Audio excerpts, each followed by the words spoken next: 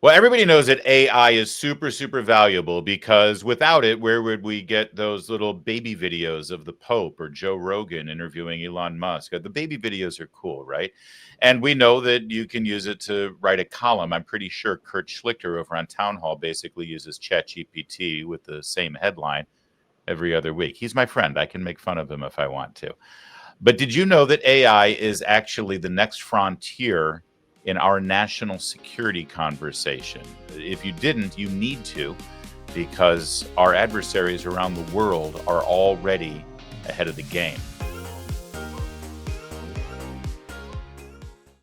So joining us right now to discuss that and what we need to know about this critically important topic is Ylli Bajraktari. He's the president of Special Competitive Studies Project. Now, this is a nonprofit organization, and their mission is to make recommendations to strengthen our long-term competitiveness as AI and other emerging technologies are reshaping our national security, our economy, our society, everything.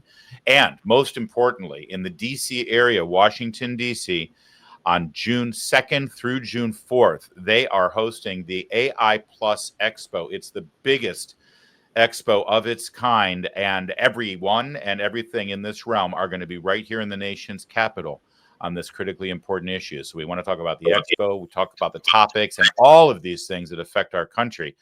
Elie, thank you for joining us because I want to know about it and I don't know anything about it. Yeah. Thanks for being For here. having me, Larry. It's really an honor to be on your show. But so first of all, I may have even just mangled the intro in terms of AI and how it relates to our national security. Is this just a question of like cybersecurity and cyber warfare? I mean, how far-reaching is AI technology in the realm of national security? What should we be concerned about? So, Larry, I mean, when you see the potential of AI, and AI is also called a general purpose technology, meaning, there are only a handful of technologies that fall under that category. For example, electricity or everything else, internet, for example, that came out like 20, 30 years ago. When you see the impact that this kind of a technology will have on our society, on our economy, on our economic prosperity, ultimately it'll be reflective on the national power and the national security. And so that's one piece about the AI, because if you just look at what has happened since the release of the ChatGPT in 2022, you have had an explosion in terms of like new companies, new models. Every new model is more powerful, more transformative. People are using it every day. So obviously, you are at the beginning of a new age. We call it the age of AI, where I think our entire society will be organized around this new technology, similarly to how our societies were organized around electricity or internet and Wow. anything else we have seen in our history. But the challenge we have there is we're not the only actor in this space. Yeah. Our main competitor, China, is a high-tech nation, and they have more students than we do in this space. They are putting enormous resources in this space. They have incredible models, as witnessed by the release of DeepSeek a couple of months ago. And so this is going to be a continuously dynamic competition between us and China.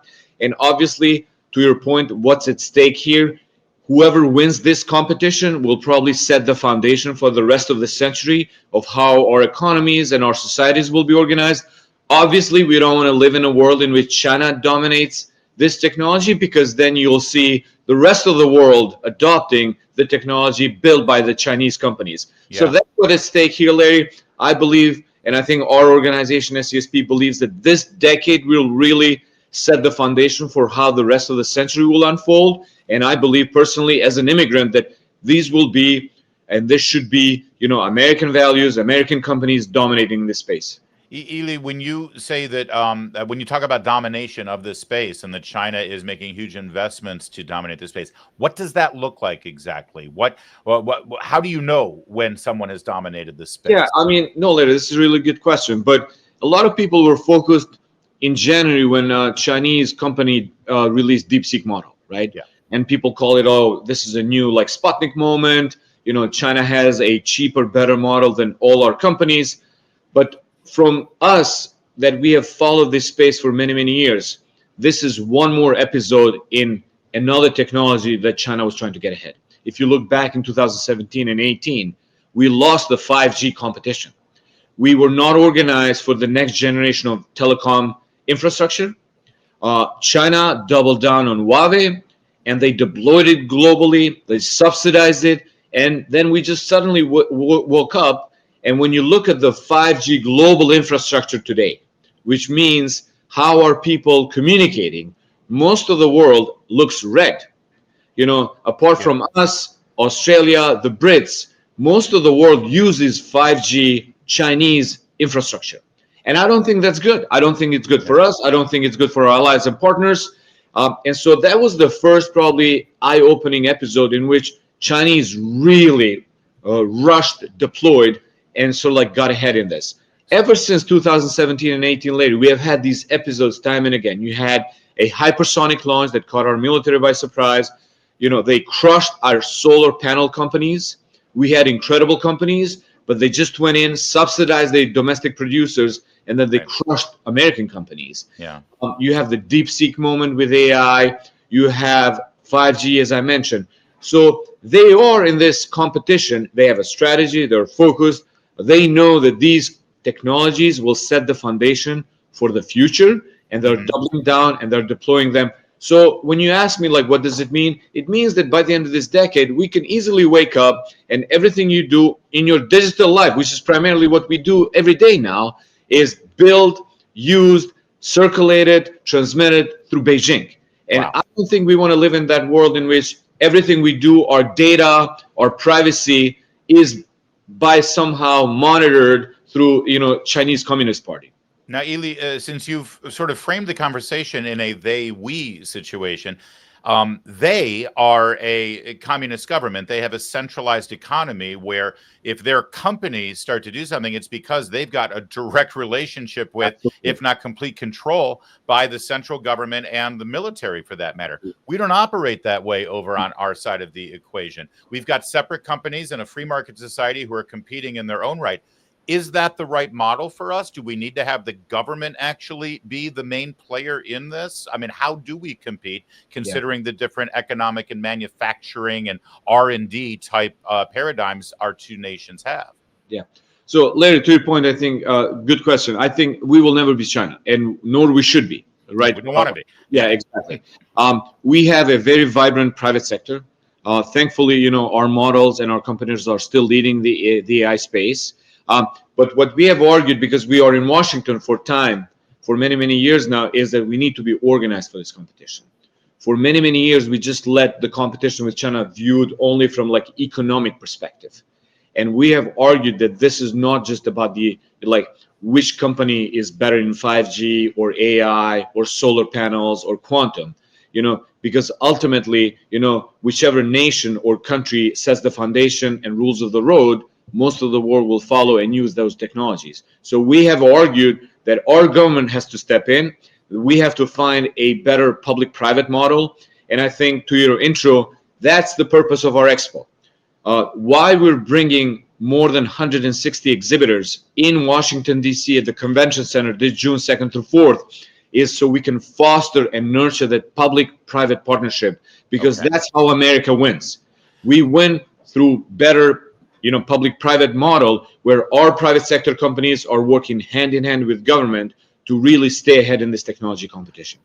For those of you who are just joining us, we're speaking with Ylli Bajraktari. He's the president of the Special Competitive Studies Project. He just mentioned Expo coming up here in Washington, D.C., June 2nd to 4th. It's the AI Plus Expo, and I have some specific questions about that event in a sec. But I do want to just pull a little bit more on where we stand right now and where we need to be. You've held positions in the Pentagon. You've held positions in with the National Security Advisor, in the National Security Council. So, and recently, by the way.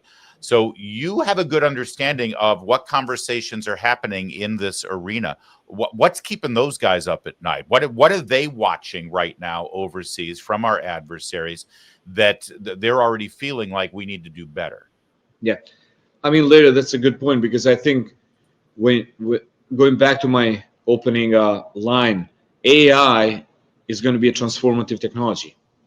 We're seeing it. We're seeing probably the early indications of how this is going to transform our society, our education, our healthcare, ultimately the economy. If you look at our stock market, the top 5 companies trading in the stock market are tech companies, right? Yeah. So we are a tech-based economy now, right? But this is not going to stop only in the economic domain. This is going to have, a spillover effect in the military operations, because whoever and whichever military adopts faster AI for military operations, that military will continue to dominate, in the national security space. If you look backwards, can I just stop it? So when you say that in the military space, is that for like weapons development, for for better targeting and practices? Are we replacing man-driven or human-driven weapon systems with AI-driven weapon systems? Is it all the above? Well, I think all of the above. It sounds like science fiction, No, I know, but like if you look at the microcosm of the future warfare, it's happening in Ukraine right now, to be honest with you. If you look at how they have adopted, the equipment, how they have adopted, drones and AI systems to better understand what Russians are doing, where are they moving, targeting them. I think that gives you a glimpse of how the future warfare is going to happen. And it's primarily happening across 3 domains. Number one is human machine teaming. You mentioned, are these systems going to replace humans? I don't think so in the foreseeable future, because we have laws and regulations and ethical considerations on our end. Okay. That's why we're a democracy. And so, but I think it's going to be more of a human machine teaming where, one person controls many capabilities, many drones. He can see much more in advance. He can protect him. But like the purpose of this is really not to send humans in the battle, Larry. Is that if you can have cheap drones that you can send forward, but the humans stay behind, that they control the battlefield, that would be better for us, I think, and for our country and our military, right? You'll have better situational awareness. Sure. You can predict your enemy's movement, which I think a lot of these systems right now, AI is a predictive tool, right? So we have so many companies on our side that can do a prediction of where the Russian troops are moving, where the Chinese, systems are moving around Taiwan. So AI will increase the speed and scale probably of the military operations.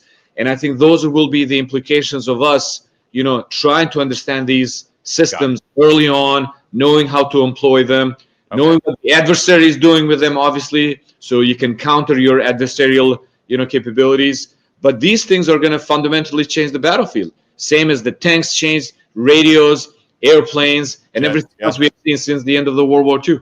Amazing. All right. So now let's get to the expo, because a part of this obviously is a national security concern, or security concern in general, here for our country. But there's another side to this too. If I'm a young man or a young woman and I'm at university right now and I'm a math or computer science major or physics, that sort of thing, and I'm looking at where my career is going, I would think I would want to go to this expo. I would think there is going to be a huge investment in this technology, and there's going to be a great number of careers opening them up. Am I wrong? Is that who you want to attract to this expo? So, Larry, I think that is one of the audiences we were trying to attract. When we started thinking about the expo last year, when we did the first one, we thought what makes our nation great. And what makes our nation great is really the public-private partnership.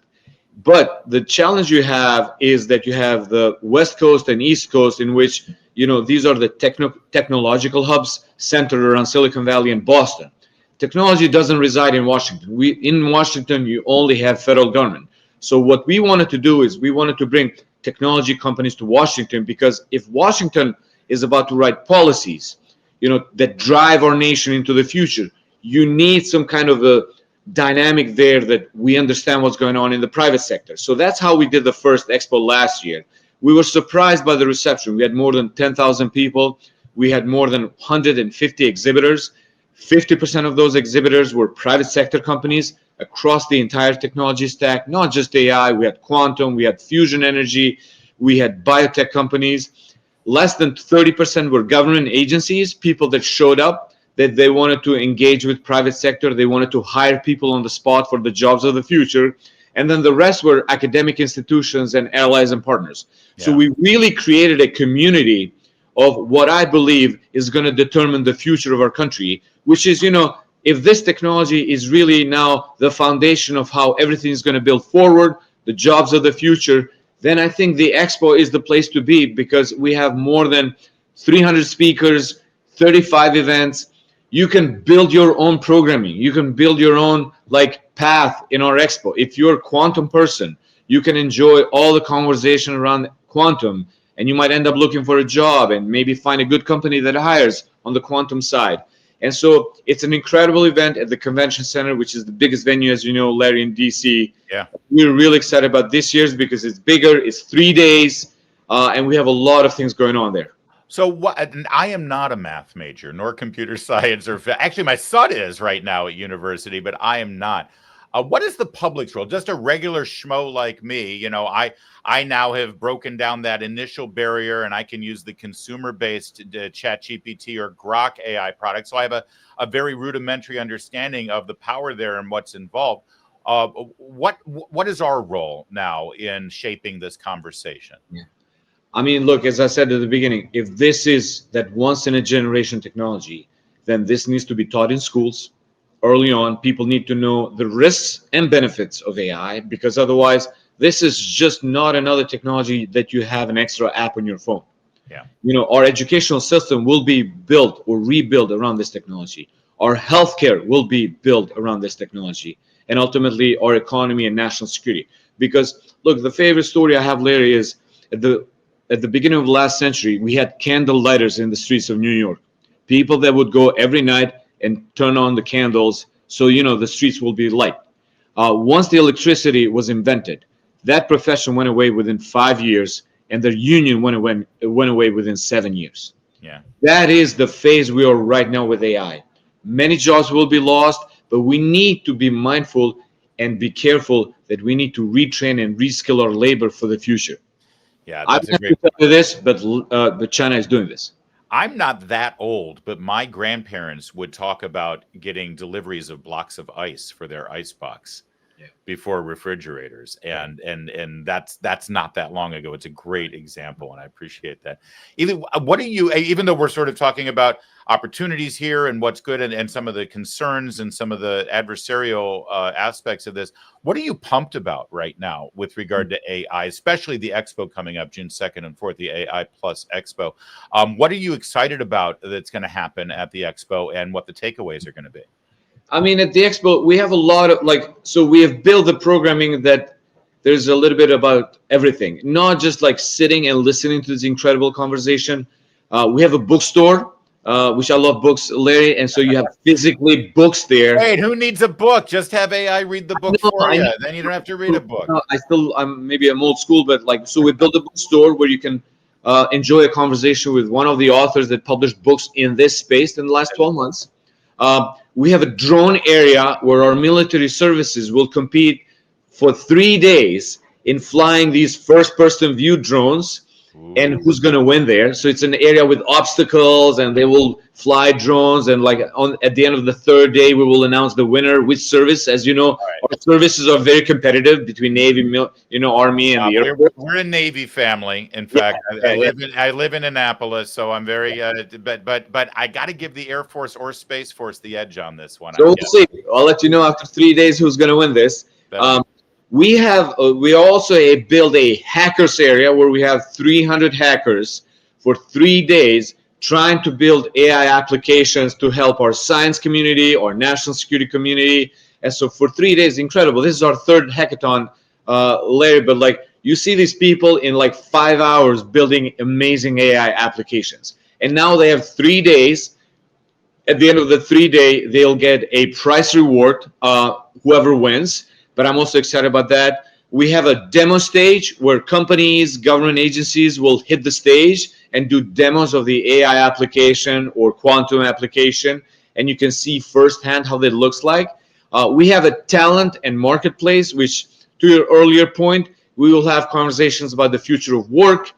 People will hire on the spot. You can actually set up a job interview there with any of the companies. We have an app built for that. You can be interviewed on the spot and hopefully land a job on the spot. So we have built an entire program about people trying to understand what's going on, so you can listen, you can see these technologies, and if you're interested in changing jobs, you might even be able to do it on the spot there.